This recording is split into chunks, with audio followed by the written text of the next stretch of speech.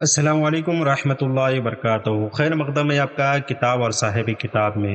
دوستو، زیر تبصرہ کتاب منزلوں کے نشان علامہ غلام مصطفیٰ نعیمی صاحب کی کتاب ہے۔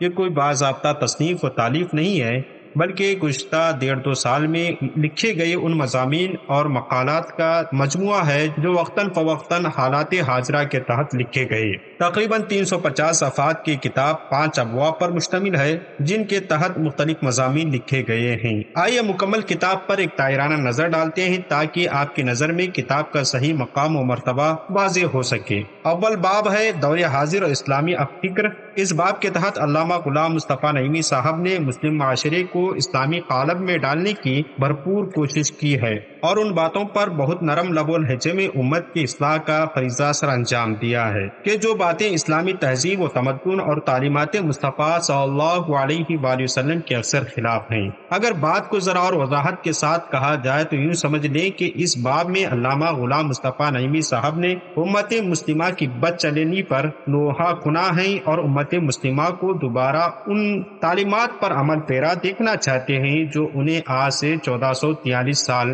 پہلے بطور امانت سونپے گئے تھے۔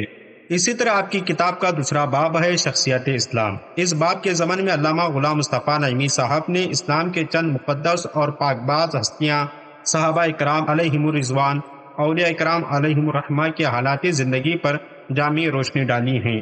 نیز اس باب کا دوسرے نمبر پر ہونا اس بات کو واضح کرتا ہے پہلے باب میں لوگوں کو جس اسلامی ماحول کی طرف بلانے کی کوشش کی ہے، وہ اسلامی ماحول ان شخصیات کی زندگی کو پڑھ کر بآسانی سمجھا جا سکتا ہے۔ ویسے تو شخصیت اسلام کا ہر مضمون ہی قابل عمل و لائق تقلید ہے، لیکن حالات حاضرہ کے اعتبار سے ایک مضمون نہایت اہم ہے جو قطب الارشاد کا جنازہ کے عنوان سے ہے۔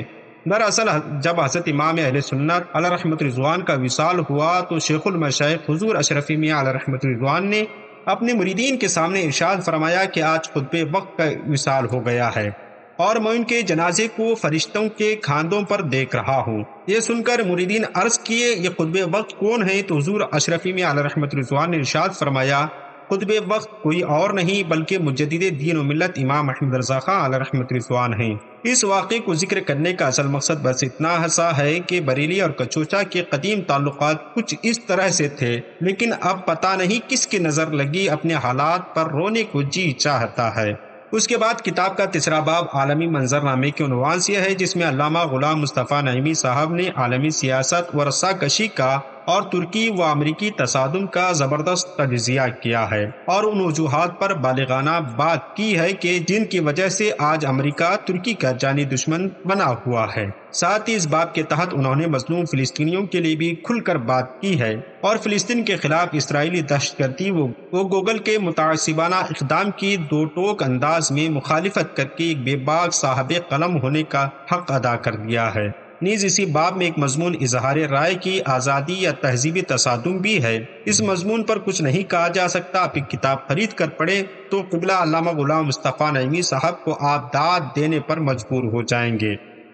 اس کتاب کا چوتھا باب نقد و نظر ہے، جس میں کئی مختلف مضامین ہیں، لیکن اس باب کی اہمیت اس وقت مزید بڑھ جاتی ہے جب علامہ غلام مصطفیٰ نعیمی صاحب نے اپنے مخالف پر علمی جرح کرتے ہیں جس کا کوئی جواب بھی مد مقابل کے پاس نہیں مل سکا۔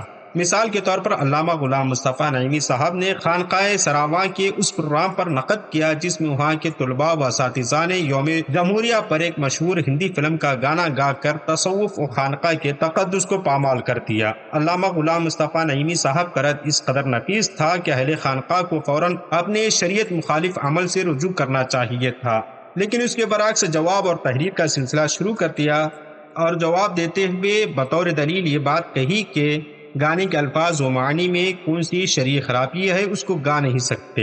علامہ غلام مصطفیٰ نعیمی صاحب نے اس دلیل کی جو بقیہ ادھیڑی ہے وہ اپنی مثال آپ ہے۔ زیر نظر کتاب کا آخری اور پانچواں باب سوشلستان کے عنوان سے ہے۔ اس باب میں موصوف نے حقیقی زندگی اور موبائل فون نیز انٹرنیٹ پر گزرنے والی زندگی کا خوب تر جائزہ لیا ہے اور یہ بات سمجھانے کی مکمل و کامیاب کوشش کی ہے کہ انٹرنیٹ اپنے بے انتہا فوائد کے ساتھ کس قدر نقصان دہ ہے اور اس کے ہماری حقیقی زندگی پر کیا اثرات مرتب ہو رہے ہیں۔ انٹرنیٹ کی بڑھتی مقبولیت اور اس پر ملنے والی اجنبی لوگوں سے میل جول کے سبب ہمارے خونی و جانی رشتے کس قدر ہم سے دور جا رہے ہیں، جس کی وجہ یہ ہے کہ ہمارا سارا وقت موبائل اور سوشل میڈیا کے نظر ہو جاتا ہے اور اپنن کے لیے وقت ہمارے پاس بچتا ہی نہیں۔ ساتھ ہی علامہ غلام مصطفیٰ نعیمی صاحب نے انسانی وقت کی قیمت کا احساس دلاتے ہوئے سوشل میڈیا کے درست استعمال کا طریقہ بھی بتایا ہے، جس پر عمل کر کے ہمارا نوجوان خود کو برباد ہونے سے بچا سکے۔ زیر تبصرہ کتاب کے 5 ابواب کی مختصر وضاحت آپ کے سامنے رکھی گئی ہے۔ امید ہے اب آپ اس کتاب کی اہمیت کا اندازہ لگا چکے ہوں گے۔ نیز اس کتاب کی اہمیت اس بات سے بھی لگائی جا سکتی ہے کہ کتاب کا ابتدائیہ مشہور ادیب ڈاکٹر غلام جابر شمس مصباحی صاحب کے قلم سے لکھا گیا ہے، جو کسی بھی تعارف کے محتاج نہیں ہے۔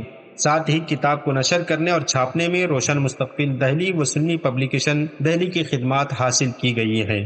میں اپنے رب سے دعا گو ہوں کہ مولا تعالیٰ کتاب اور ناشر و تقسیم کار سبوں کو اپنی رحمت سے نوازے اور ان کی اس خدمت کو اپنی بارگاہ میں قبول فرمائے۔ اس کتاب کے حصول کے لیے آپ سنی پبلیکیشن دہلی کے روح رواں جناب محمد زبیر قادری صاحب سے رابطہ کریں۔ ساتھ ہی آپ کی کتاب کی کمپوزنگ، طباعت اور پبلشنگ کے حوالے سے آپ محمد زبیر قادری صاحب سے رابطہ کر سکتے ہیں، جن کا نمبر ہم آپ کو اسکرین پر دکھا رہے ہیں۔